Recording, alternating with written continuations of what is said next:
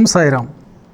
அனந்தகோட்டி பிரம்மாண்ட நாயக ராஜாதிராஜ யோகிராஜ பரபிரம்மம் ஸ்ரீ சச்சிதானந்த சமர்த்த சத்குரு சாய்நாத் மகாராஜ் கி ஜெய். ஜெய் ஜெய் ஸ்ரீ சுவாமி சமர்த்தா. மகாராஜ் ஸ்ரீ சுவாமி சமர்த்தா. ஜெய் ஜெய் ஸ்ரீ சாய் சமர்த்தா. கோபுரம் டி நேயர்களுக்கு சுந்தர் சாயின் சிரம் தாழ்ந்த நமஸ்காரங்கள். நாம் அக்கல்கோட் ஸ்ரீ சுவாமி சமர்த்த மகாராஜ் லீலாமிர்தத்தை பருகி கொண்டிருக்கிறோம்.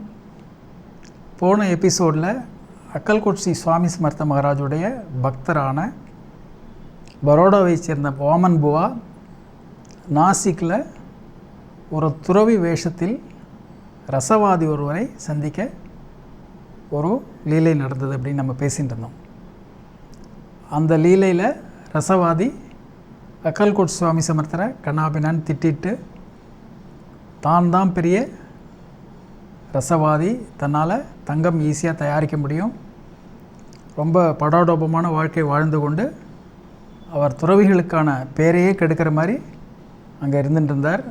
இன் கான்ட்ராஸ்ட் நம்ம கோலப்ப சுவாமி அங்கே ரொம்ப பவ்யமாக இருந்து அந்த கோவிலில், கபாலேஸ்வர கோவிலில் அடுத்த சைடில் இருந்து இவர்களெல்லாம் ஆசீர்வாதம் பண்ணி ரொம்ப ஜெனுவினாக அந்த சைட்லேயும் ஒரு துறவி இருக்கார், நீங்கள் அவரையும் போய் பார்க்கலாம், ஆனால் அவர் வித்தியாசமாக இருப்பார்னு சொல்லி அனுப்பிச்சார்னு நம்ம பார்த்தோம். அந்த ஒரு நாள் ராத்திரியில் என்ன ஆகிடுதுனாக்கா, அக்கல்கோட் ஸ்ரீ சுவாமி சமர்த்தர் அந்த ரசவாதிக்கிட்ட இருந்த அந்த ரசவாதம் செய்யக்கூடிய திறமையை எடுத்துட்டார். அதனால் அடுத்த நாள் காலத்தால் அந்த ரசவாதி திரைமறைவில் ரசவாதம் செய்து தங்கத்தை உருவாக்கலான்னு முயற்சி பண்ணி கொண்டே இருக்கிறார். அவருக்கு மீண்டும் மீண்டும் தோல்வி தான் கிடைக்கிறது. அதனால் பயங்கர வெறுப்படைந்து கோபமடைந்து சமையல் கூட பண்ணாமல் தன்னோட வேலை செய்தவர்களெல்லாம் கோபத்தினால் திட்டி அடிக்க போய் அவங்கெல்லாம் ஓடி போயிட்டாங்க அப்படின்லாம் சொல்லி அவருடைய சிஷ்யர் வந்து கோலப்ப சுவாமிகிட்ட சொன்னதை கேட்டு வாமன் பூவா அங்கே போகும்போது பயங்கர உக்கிரத்தில் இருக்கார் ரசவாதி. அக்கல்கோட் சுவாமி சமர்த்தனை நான் கொலை பண்ணிவிடுவேன் அப்படின்லாம் பயங்கரமாக கத்திண்டு அங்கே இருந்திருக்கார். இவங்க போன உடனே இவங்க அங்கே போய் அக்கல்கோட் ஸ்ரீ சுவாமி சமர்த்த மகாராஜுக்கு ஜெயின்னு சொல்லிட்டு உள்ளே போனவுடனே அவர் ரொம்ப கோபத்தோட கல்லை எடுத்துட்டு இவங்க மேலே எரியிற அளவுக்கு ஒரு பெரிய கல்லை தூக்கின்னு ஓடி வர்றார். ஓடி வந்தோடனே இவங்கெல்லாம் அப்படியே நடுங்குறாங்க, என்ன நடக்க போகிறதுன்னு. அந்த க்ஷணத்தில் எல்லோருமே மயங்கி விழுந்துடுறாங்க. மயங்கி விழுந்து கொஞ்சம் நேரம் கழித்து எழுந்தவுடனே அந்த ரசவாதி என்ன பண்ணுறார், அவர் தூக்கி எரிய இருந்த கல் அவர் தலைமையிலேயே பட்டு அவருக்கு ரத்தம் வருது. அவர் உடனே சொல்கிறார், முழிச்சுட்ட உடனே, ஆஹா எவ்வளோ பெரிய தப்பு பண்ணிட்டேன்னா, அக்கல்கோட் ஸ்ரீ சுவாமி சமர்த்த மகாராஜ் நினச்ச உடனே இவ்வளோ தூரம் பரம சந்தோஷமாக இருக்குது கேட்குறதுக்கே. நான் இவ்வளோ பெரிய தப்பு பண்ணிட்டேன், நீங்கள் தான் எனக்கு வந்து ஹெல்ப் பண்ணீங்க, நம்ம வாங்க எல்லாருமே போய் நம்ம ஸ்நானம் பண்ணிட்டு வரலாம் அப்படின்னு சொல்லிட்டு நேராக இவங்க எல்லோருமா போய் ஸ்நானம் பண்ணிட்டு வந்து அக்கல்கோட் ஸ்ரீ சுவாமி சமர்த்தனை நான் உடனே பார்க்கணும், நீங்கள் என்னை உடனே அக்கல்கோட்டுக்கு அழிச்சுன்னு போங்க அப்படின்னு சொல்லி வாமன் புவாக்கிட்ட கெஞ்சுறார். அப்படியே மாறிடுறார் உல்ட்டாவாக. ஏன்னா நம்ம எதில் பெரிய வித்தைக்காரன் நம்ம நினச்சிட்டு இருக்கோமோ அது ஒன்றுமே இல்லைன்னு ஒரு க்ஷணத்தில் நமக்கு ப்ரூவ் பண்ணோன்னே நம்ம அகங்காரம்லாம் அப்படியே பொடி பொடியாகிடுறது.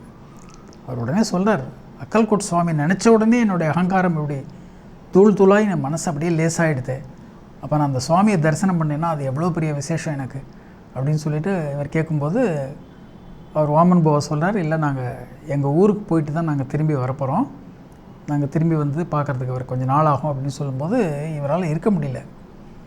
அவருடைய சிஷ்யன் ஒருத்தர் சுவாமி சரண் சொல்லிவிட்டு அவரையும் கூட்டிட்டு உடனே நேராக அக்கல்கோட் கடக்கடன் கிளம்பி வரார்.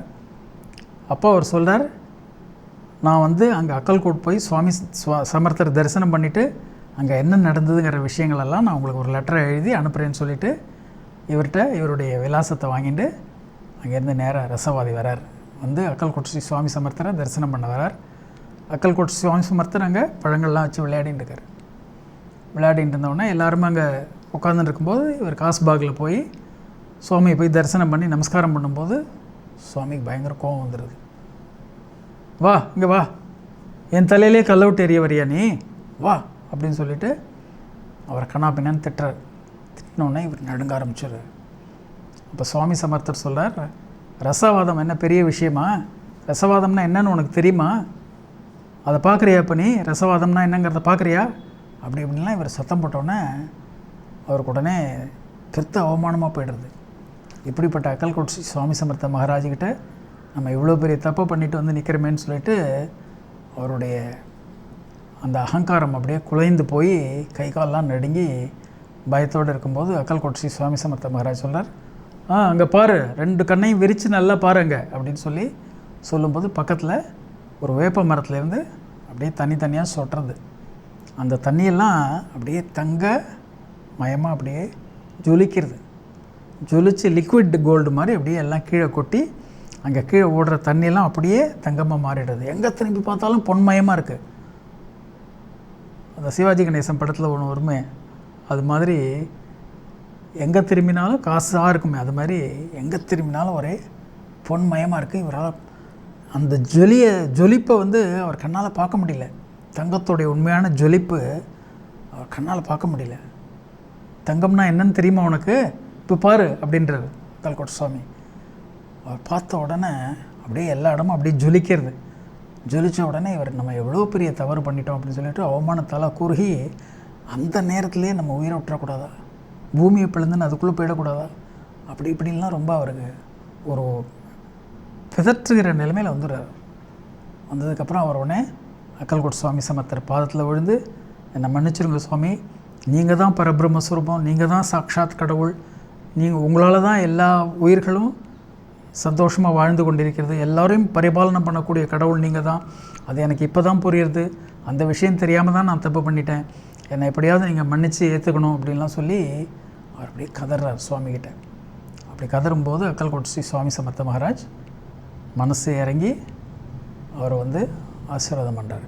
ஆசீர்வாதம் பண்ணி, இனிமே நீ வந்து ஒழுங்காக இருக்கணும், இது மாதிரிலாம் தவறுகள்லாம் பண்ணக்கூடாது அப்படிங்கிற மாதிரிலாம் அவரை எச்சரித்து அவர் ஆசீர்வாதம் பண்ணும்போது இவர் உடனே சுவாமிகிட்ட சொல்கிறார், சுவாமி உங்களுடைய உத்தரவுக்காக தான் நான் காத்துட்டுருக்கேன், நீங்கள் என்ன சொல்கிறீங்களோ நான் இனிமேல் அதை செய்கிறேன் அப்படின்லாம் சொல்லும்போது சுவாமி உடனே மோகர் காட்டுக்கு போ, மோகர் காட்டில் போய் அங்கே போய் நீ இது பண்ண மெடிடேஷன் பண்ணுங்கிற மாதிரி சொல்கிறார். மோகர் காட்டுங்கிறது வந்து ஒரு தத்தாத்திரேய க்ஷேத்திரம், அதனால் அந்த இடத்துக்கு நீ போ அப்படின்னு சொன்ன உடனே இவர் உடனே மரியாதையாக நான் வந்து சுவாமிகிட்ட வினயத்தோடு உட்காந்து கொஞ்ச நாள் அங்கே இருந்து சுவாமிக்கு சேவைகள்லாம் பண்ணுறாரு.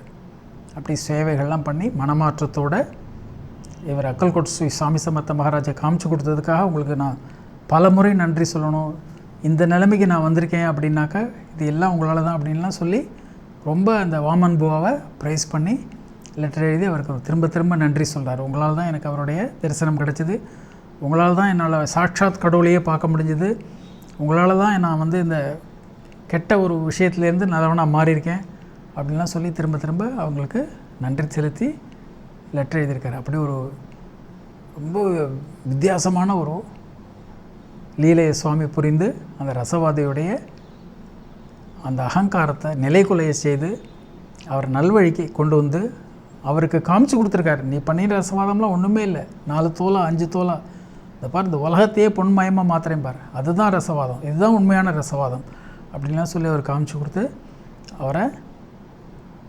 நல்வழிப்படுத்துகிறார். அப்படி நல்வழிப்படுத்துறதோடு இல்லாமல் இவர் அங்கேருந்து கிளம்பி மோகர்காட்டுக்கு வந்து சுவாமி தத்தாத்திரேயருடைய க்ஷேத்திரத்தில் உட்காந்து தியானங்கள்லாம் பண்ணிட்டு நற்செயல்கள்லாம் பண்ணிட்டு இருக்கும்போது திடீர்னு ஒரு நாள் அக்கல்கோட் ஸ்ரீ சுவாமி சமர்த்தர் ஸ்தூல ரூபத்தில் அவருக்கு காட்சி கொடுக்குறார்.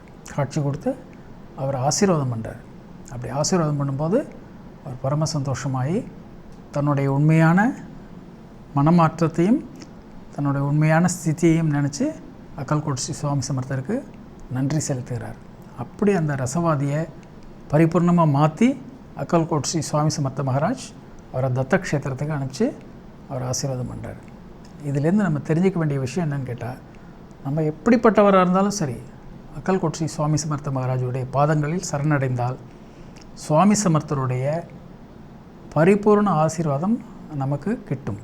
அதுக்கு முன்னால் நமக்கு அவர்கிட்டேருந்து கிடைக்கக்கூடிய எந்த விதமான திட்டாக இருந்தாலும் சரி, அடியாக இருந்தாலும் சரி, எந்த விதமான தண்டனைகளாக இருந்தாலும் சரி, இது எல்லாமே நம்ம பூர்வ ஜென்மத்தில் பண்ணின கர்மாக்களை அவர் நீக்கிறதுக்காக நமக்கு கொடுக்கக்கூடிய ஒரு சிறிய உபாயம் அப்படிங்கிறத மட்டும் புரிஞ்சுட்டு அக்கல்கோட் ஸ்ரீ சுவாமி சமர்த்த மகாராஜுடைய பாதங்களில் நம்ம சரணடையணும். இது ரசவாதிக்கு மட்டும் இல்லை, நம்ம ஒவ்வொருத்தருக்குமே இந்த ஒரு விஷயம் ரொம்ப கிளியராக புரியணும். அதனால தான் அந்த குருவுடைய பாதங்களில் சரணடைகிறவங்க எல்லாருமே அவங்களுடைய இதுவரைக்கும் நடந்த எவ்வளோ கர்மாக்கள் இருக்கலாம், அந்த கர்மாக்கள் எல்லாமே குருவுடைய அந்த ஒரு கிருபா கடாட்சத்தினால அப்படியே தூள் தூளாகிடும். எவ்வளோ பெரிய கர்மாவாக இருந்தாலும் குருவுடைய கிருப்பைனாலேயும் குருவுடைய கடாட்சத்தினாலேயும் தூள் தூளாகி நம்மளுடைய வாழ்க்கை ரொம்ப பிரமாதமாக மாறும். அப்படிங்கிறத எந்த விதமான சந்தேகமும் இல்லை. ஜெய் ஜெய் ஸ்ரீ சுவாமி சமர்த்தா, மகாராஜ் ஸ்ரீ சுவாமி சமர்த்தா, அக்கல்கோட் ஸ்ரீ சுவாமி சமர்த்தா. அவருடைய பொற்பாத கமலங்களுக்கு நாம் என்றென்றும் நன்றி செலுத்தி நம்ம அடுத்த எபிசோடில் இந்த லீலையை தொடருவோம்.